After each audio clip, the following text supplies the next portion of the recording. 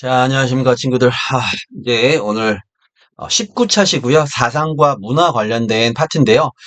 배움책 23페이지부터 26페이지까지 조금 많은 내용이긴 한데 1시간에 다 끝내야 되는 내용입니다. 그래서 선생님이 최대한 간략하게 중요한 것 중심으로 설명을 드리고 약간 부족한 것은 수업 시간에 보완해서 설명드리도록 하겠습니다. 자, 다양한 사상과 문화 하면은 이제 떠오르는 거는 불교하고 유교가 제일 떠오르죠. 그래서 불교와 관련된 내용. 자, 삼국시대에 처음 이제 불교가 우리나라 왔습니다. 그래서 왕실 중심으로 수용이 됐고요. 왕즉불, 왕이 곧 부처다라고 하는 그래서 이제 중앙 집권화를 강화하는 사상으로 활용이 됐다는 거죠. 또 하나 이제 불교식 왕명을 가지고 있었다. 뭐 이런 것들이 어떤 불교가 왕실 중심으로 수용됐다는 걸 보여주는 내용이고요. 자, 귀족 불교. 귀족들도 불교를 좋아했습니다. 그래서 업설이라고 해서 내가 귀족이 된 건 전생에 업을 쌓았기 때문이다. 라는 의미예요. 요거는 수업 시간에 조금 보완을 해드리겠습니다. 자, 불교를 처음 수용한 왕들이죠. 소수리왕, 침류왕, 버풍왕. 요거는 이전에 나왔던 거니까 한번 확인만 하고 넘어갈게요. 자, 이 신라 시대의 이 그 불교를 대표하는 두 분, 원효, 의상 잘 알고 계셔야 됩니다. 이제 시험이 굉장히 많이 나와요.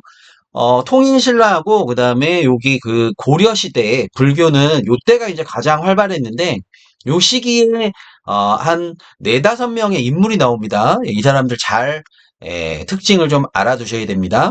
자, 원효대사의 가장 어떤 대사라고 불릴 만큼 어떤 중요한 의미가 있는 것은 불교가 원래는 이 그 대다수의 이 대중들이 사랑하는 종교가 아니었습니다. 이제 일부 왕이나 귀족들만 똑똑한 사람들, 뭐 한자를 읽을 줄 아는 사람들, 이런 사람들에게만 의미가 있었는데 원효가 이것을 대중화시킨 거예요. 누구나 평민들, 글을 모르는 사람들도 나무아미타불만 외면 된다라고 하는 그래서 이제 이것을 일명 아미타 신앙, 그러니까 아미타 부처님을에게 귀의한다. 믿습니다. 이런 뜻이거든요. 나무아미타불이. 그래서 요것만 그냥 계속 하면 된다. 나무아미타불, 관세음보살 요것만 하면 된다. 라고 하니까 이제 무식한 사람들도 일반 평민들도 불교가 어려운 게 아니구나라는 걸 알게 됐다는 거죠. 일심사상 하나의 마음이다.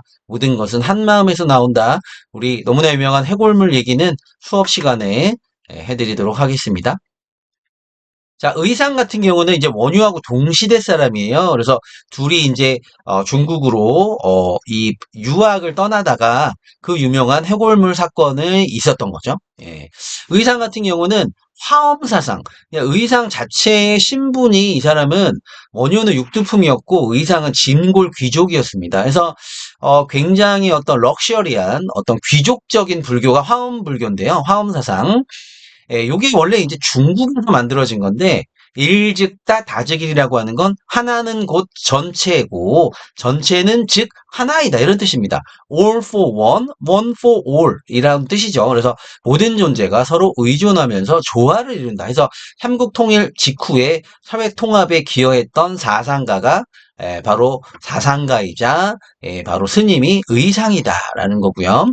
둘 비교해서 잘 알아두시고 자, 신라시대에는 선종이 유행하죠. 그래서 호족들 이뭐 뒤에 나오겠지만 선종이라고 하는 것 자체가 실천을 중시하기 때문에 이 신라 말의 호족 그리고 고려 시대의 무신 정권 때 무신들 이런 큰 쓰는 거 좋아하는 사람들이 바로 선종을 굉장히 좋아한다라고 말씀드렸었고요.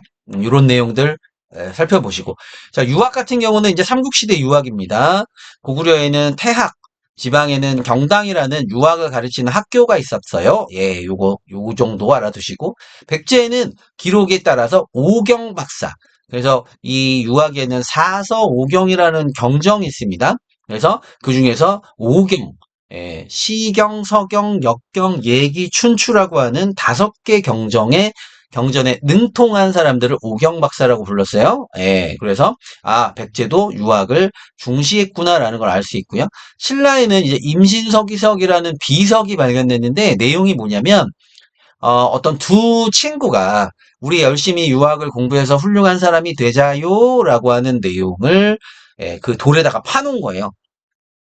여러분들 따지면 뭐 이렇게 서로 막 카톡하고 인스타 DM 보내고 옛날에 그런 게 없으니까 돌에다가 그거를 새긴 거죠. 예, 그게 발견되어서 신라 시대에도 유학을 공부했구나라는 거를 지금 알 수 있는 거고요. 통일신라에는 국학이라는 국립대학이 있었고요. 독서 삼품과가 시행됐다는 기록이 남아 있습니다. 독서 삼품과는 국학 내에 유교경전 독해 능력을 시험을 봐서 상중하 3등급으로 나누는 거예요. 그래서 독서 능력에 따라서 3품으로 나눴다라는 의미. 그러니까 이제 과거 시험의 어떤 그 모태 형태라고 볼 수 있겠죠. 하지만 신라라고 한 나라가 골품제가 너무 강력했기 때문에 실력에 따른 이런 독서 3품과는 제대로 시행이 안 됐다는 거고요. 자, 발해 같은 경우는 주자감 국립대학이 있었고 육부 삼성 육부제의 육부의 명칭 유교 덕목으로 한 거는 다 아실 거고요. 그리고 이제 당나라에 당시에 이제 통일신라 발해가 있을 때 중국에 당이라고 하는 대제국이 있었는데 당나라는 굉장히 개방적인 나라여서 외국인들을 대상으로 하는 과거가 따로 존재했습니다. 그게 이제 빈공과라고 하는 건데 바로 이 발해 사람들, 통일신라 사람들이 당나라에 가서 빈공과에 누가 수석을 차지하느냐 해가지고 경쟁을 했다 이런 얘기예요. 자, 그 외에도 이제 도교가 있었는데, 도교도 굉장히 이제 귀족들을 중심으로 유행을 하게 됩니다.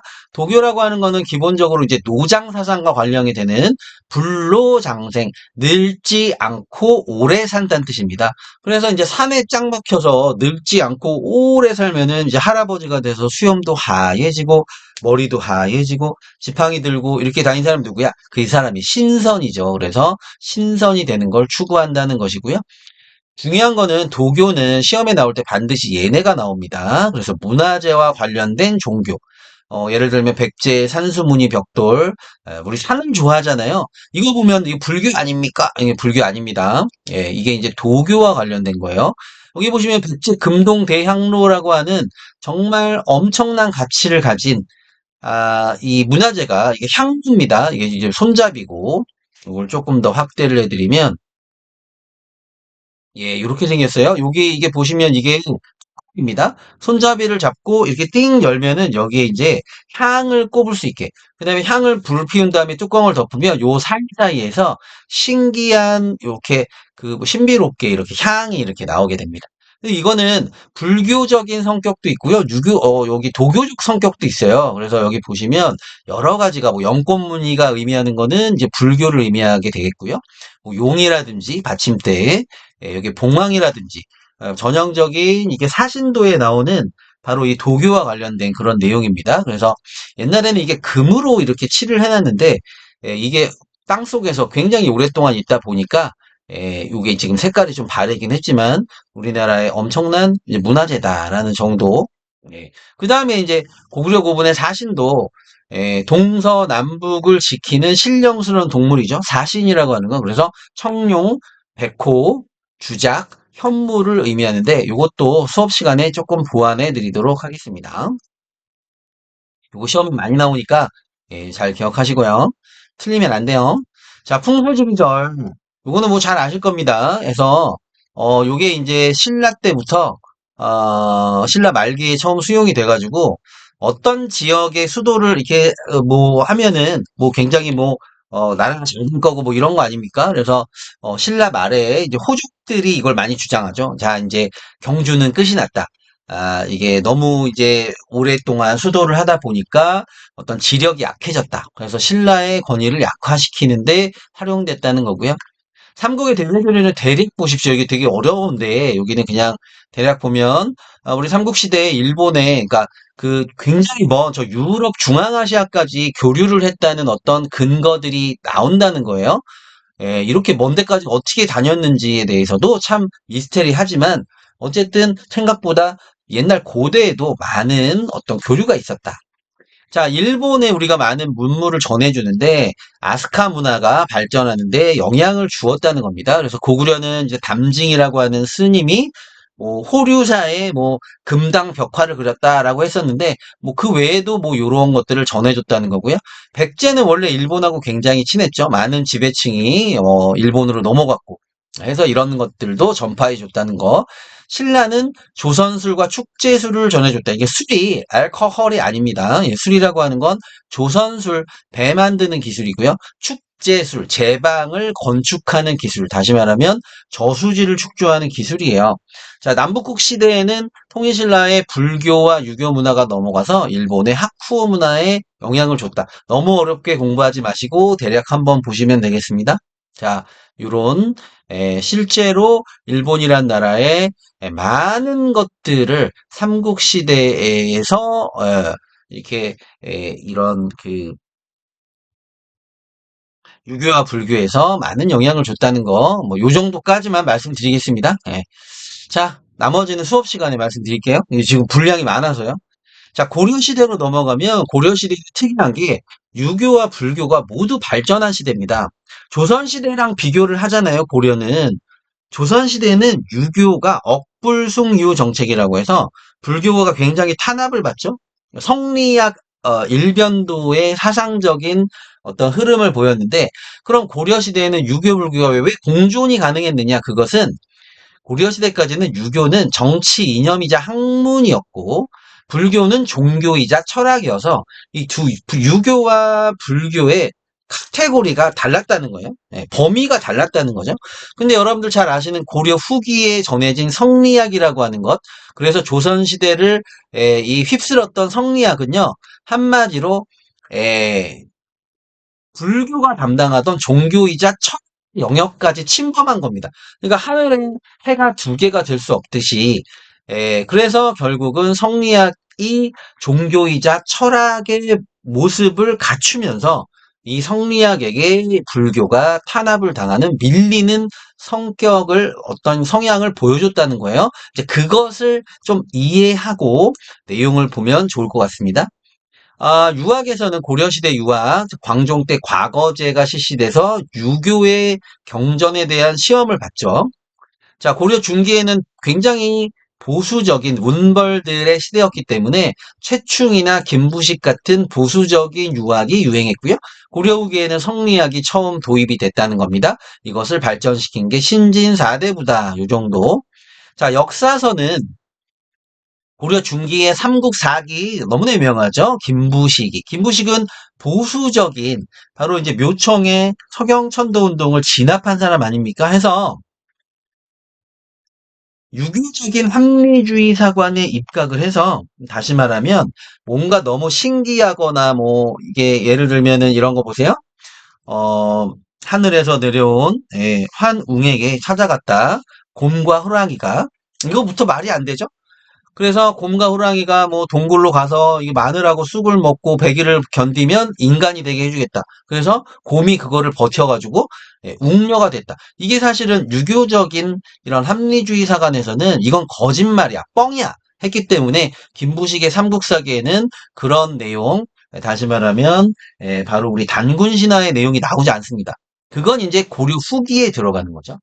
자, 고려 후기에는 왜 이제 이런 역사책을 썼냐면 기본적으로 무신정변이 일어난 뒤에 몽골이 침입하게 됩니다. 그래서 우리나라의 뿌리, 우리가 하나로 올투게더 힘을 합해야 되는 어떤 그걸 찾게 돼요. 그래서 민족적 자주의식이 강조될 수밖에 없는 상황에서 이규보는 동명왕 편이라는 동명왕이 누구냐? 바로 고주몽입니다. 그래서 고려를 세운 영웅의 히어로의 얘기를 쓰는 거죠. 자, 우리 고려는 고구려를 계승한 나라인데 고구려를 만든 사람이 이런 히어로야. 그래서 우리도 이런 외침을 극복할 수 있어라는 메시지를 준 거고요. 이련이라고 하는 스님은 삼국 유사를 쓰는데 여기에 최초로 단군 신화 얘기가 들어가고요. 이승희의 제왕운기에도 단군 신화 얘기가 들어갑니다. 해서 우리 민족의 어떤 뿌리, 이런 민족적인 자주의식을 어떤 각성하는 이런 역사책이 언제 쓰여졌냐가 중요해요. 언제? 고려 후기 바로 몽골 침입기에 쓰여졌다는 거 잘 알아두시고 자 고려 말에는 성리학이 들어오면서 성리학적인 유교사관이 유행을 했다는 것.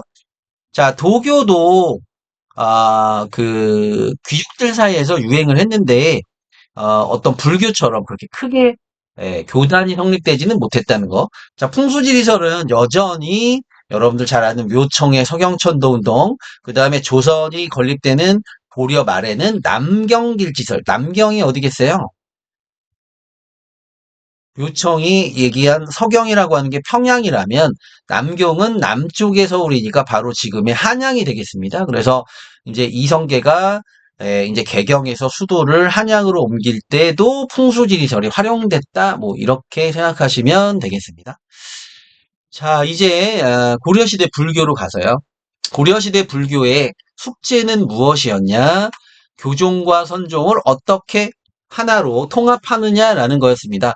교종이라고 하는 거는 이제 귀족이나 문벌, 굉장히 아는 거를 이런 거 아는 척 하는 거 좋아하는 사람들이 선호하는 불교의 종파였습니다. 그래서 교종, 교리, 학교 할 때 교자죠. 그래서 지식과 학문을 중시하는 요런 거였다면 선종은 그렇죠. 참선을 중시하는 그래서 매우 실천적인 그래서 상대적으로 책 읽거나 공부하는 거 안 좋아하는 사람들 호족이나 무신들이 선호했다라고 말씀드렸었고요.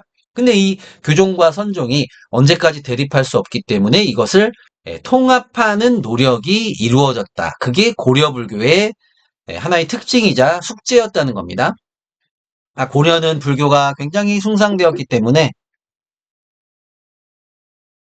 태종 왕건부터 연등회와 팔관회를 성대히 개최하라라고 하는 얘기를 했었고요.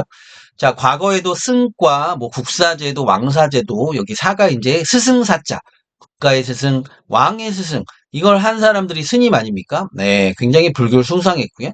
자, 고려 전기, 무신 정권 나눠봤을 때 고려 전기를 대표하는 사람이 의천입니다. 의천이 만든 게 천태종인데 천태종은 중국에도 있어요. 해서 이것을 행동 바다 동쪽 옛날에는 모든 기준이 중국 아니었습니까? 중국을 기준으로 바다 동쪽에 있는 나라 해서 이제 우리나라를 해동 동자가 많이 들어가요. 그래서 해동 바로 바다 동쪽의 천태종이다. 이것을 창시한 사람이 의천이고요. 천태종은 교종 중심으로 선종을 통합하는 겁니다. 교종을 중심으로 선종을 흡수한다. 이렇게 보시면 되겠죠. 자, 의천이 죽은 뒤 교단은 분열됐고 그 뒤로 나온 사람이 진울입니다. 자, 진울은 신앙 결사 운동을 하게 되는데 무신정권 때가 되면 불교가 상당히 타락하고 막 이랬을 때예요. 그래서 다시 우리 불교를 깨끗하게 가보자라고 해서 수선사라고 하는 절을 중심으로 이런 결사 운동을 전개하고요. 그다음 선종을 중심으로 교종을 포용하는. 그래서 여기 보시면 의천과 진울은 교종, 선종을 통합하려는 노력을 했는데 뭐 중심이냐가 달라요. 진울은 선종을 중심으로 교종을 포용하려고 했다. 아까 선생님이 뭐라고 했니? 무신정권 시기에는 선종이 유행한다고 했잖아. 그래서 선종을 중심으로 교종을 통합했다라고 생각하면 되지. 센스 있는 친구들은. 고려 전기는 이게 이제 귀족, 문벌들의 시대 아닙니까? 그러니까 귀족들이 좋아하는 교종을 중심으로 선종을 흡수하려고 했다. 이렇게 이해하시면 되겠죠. 자, 요승이라고 하는 사람은 백년사 결사, 이 수선사 결사하고 상당히 대비되는 거예요. 그래서 천태종과 밀접하게 연계가 돼서 바로 백년사 결사를 주장했다는 거. 그래서 고려시대 스님하면 의천, 진울, 요세 요 세 명을 여러분들 특징을 좀 잘 알아두셔야 됩니다. 고려 후기가 되면은 이제 아시지만 불교의 폐단을 비판하면서 성리학적인 바로 이 신진사대부에 의해서 불교가 쇠퇴하게 되었다라는 거.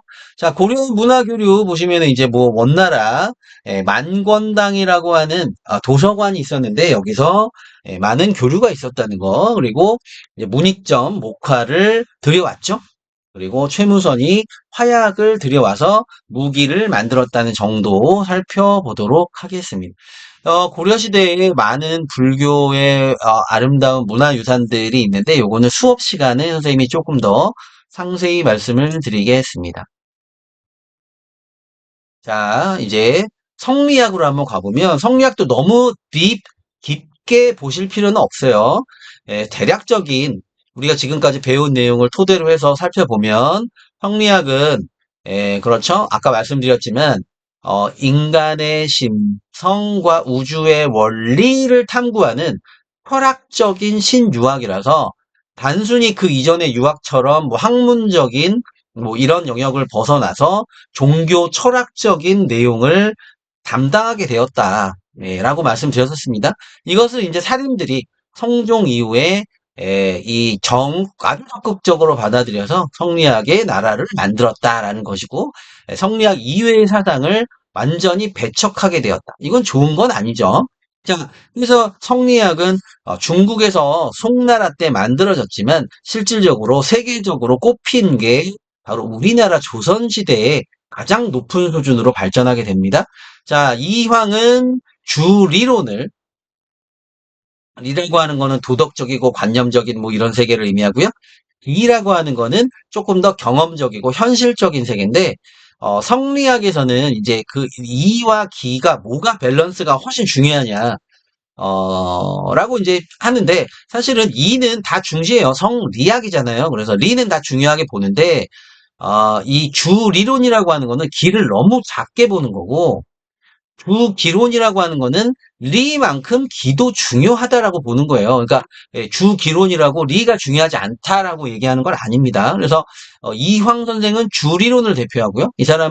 이분은 이제 일본 성리학 발달에 기여를 하는 동방의 주자다라고 하는, 주자가 성리학을 만든 주희 아닙니까? 그래서 이런 닉네임이 있는 분이고, 이 선생은 주기론, 주로 현실적인 걸 굉장히 강조했어요. 그래서 사회 문제 해결 개혁 방안을 제시했다. 예를 들면은 뭐 이 공납의 문제가 심하다는 게 이미 이 선생이 살고 있던 그 임진왜란 이전부터 그랬거든요. 그래서 공납을 뭐 쌀로 내게 하는 수미법 이런 거를 주장을 하셨고, 일본이 심상치 않아.